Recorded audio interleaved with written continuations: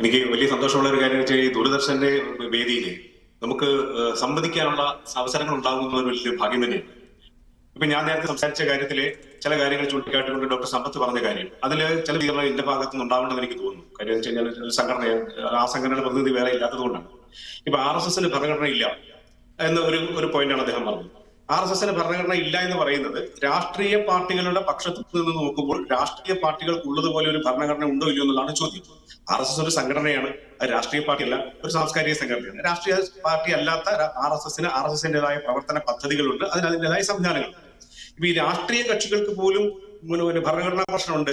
ഉദാഹരണത്തിന് ഡോക്ടർ സമ്പത്തിന് നല്ല ഓർമ്മ ഉണ്ടാവാൻ സാധ്യതയുള്ളതാണ്.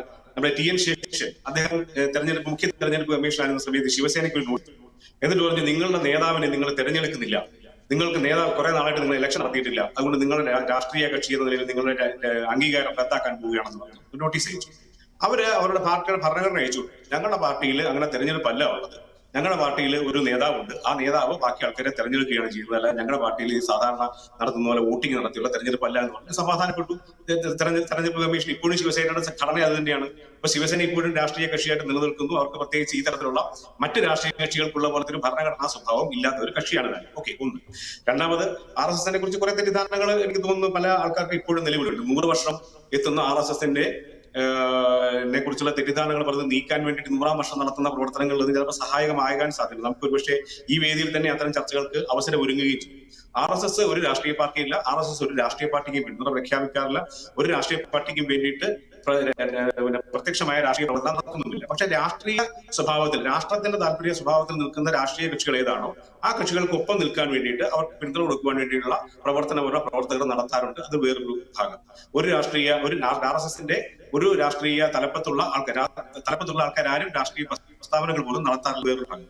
ഇനി അടുത്തത്, ഈ രാഷ്ട്രീയത്തില് നമ്മൾ പറഞ്ഞ സാധ്യതയുടെ പ്രശ്നങ്ങളുണ്ട്. രാഷ്ട്രീയ അസ്പൃശ്യത, രാഷ്ട്രീയത്തിൽ അസ്പൃശ്യത ഇല്ല. രാഷ്ട്രീയത്തിൽ അസ്പൃശ്യത ഇല്ലെന്നുള്ള തെളിവാണ് ഇപ്പൊ ഡോക്ടർ പറഞ്ഞ ഈ വിദ്യാർത്ഥി മോർച്ചയുടെ കാര്യം പറഞ്ഞില്ലേ.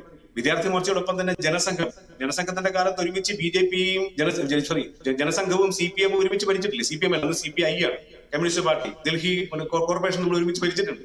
അരുൺ ആസഫലി ആയിരുന്നു ആദ്യത്തെ മേയർ ആയത്. അപ്പൊ അതൊക്കെ റെക്കോർഡ്സ് ഉള്ളതാണ്. അപ്പൊ അങ്ങനെ രാഷ്ട്രീയ കക്ഷികൾക്ക് അസ്പൃശ്യത ഇല്ലാതിരുന്ന ഒരു കാലം ഉണ്ടായിരുന്നു.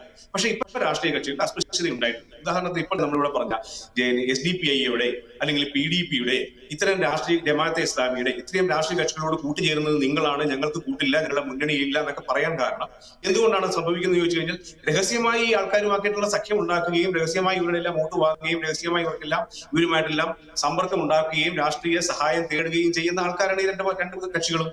BJP ഒഴിച്ച് എനിക്ക് തോന്നുന്നു NDA-യിൽ BJP അല്ല NDA ഒഴിച്ച് ബാക്കി രണ്ട് കക്ഷികളും ഈ രണ്ട് ജമാഅത്തെ ഇസ്ലാമി ആയിട്ടായാലും കൊള്ളാം, SDPI ആയിട്ടായാലും കൊള്ളാം, നിരോധിത സംഘടനകളായിട്ടുള്ള ഏത് തരത്തിലൊക്കെ ബന്ധമുണ്ടാക്കിയിട്ടുള്ള ആൾക്കാരാണ്. ഇപ്പൊ PDP-യുടെ നേതാവായിരുന്ന അബ്ദുൽ നാസർ മദിനിയെ കേസ് റദ്ദാക്കി മോചിതനാക്കണമെന്ന് ആവശ്യപ്പെട്ട് പ്രമേയം പാസാക്കിയ നിയമസഭയിൽ രണ്ട് കക്ഷികളും ഉണ്ടായിരുന്നു, UDF ഉണ്ടായിരുന്നു, LDF ഉണ്ടായിരുന്നു. അപ്പൊ അതൊക്കെ രാഷ്ട്രീയം, ആ രാഷ്ട്രീയങ്ങളൊക്കെ അവിടെ നിൽക്കട്ടെ.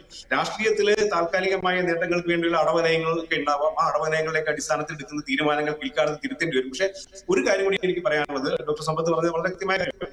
കമ്മ്യൂണിസ്റ്റ് പാർട്ടിക്ക് അതിന്റേതായ റിപ്പോർട്ടിംഗ് സംവിധാനത്തിൽ രാഷ്ട്രീയ വിശകലനം, അവരുടെ പ്രവർത്തകരോട് പറയുന്ന വിശകലനം ഉണ്ട്. അത് സത്യസന്ധമായിരിക്കുകയും ഏറെക്കുറെ സത്യസന്ധമായിരിക്കുകയും ചെയ്യും. അതിൽ പലപ്പോഴും ആ റിപ്പോർട്ടുകൾ സാധാരണ ആൾക്കാർക്ക് കിട്ടുന്നില്ല, രഹസ്യമായി ചോർന്ന് കിട്ടുമ്പോഴൊക്കെയുള്ള മാധ്യമങ്ങളുടെ പുറത്തറിയുന്നത്.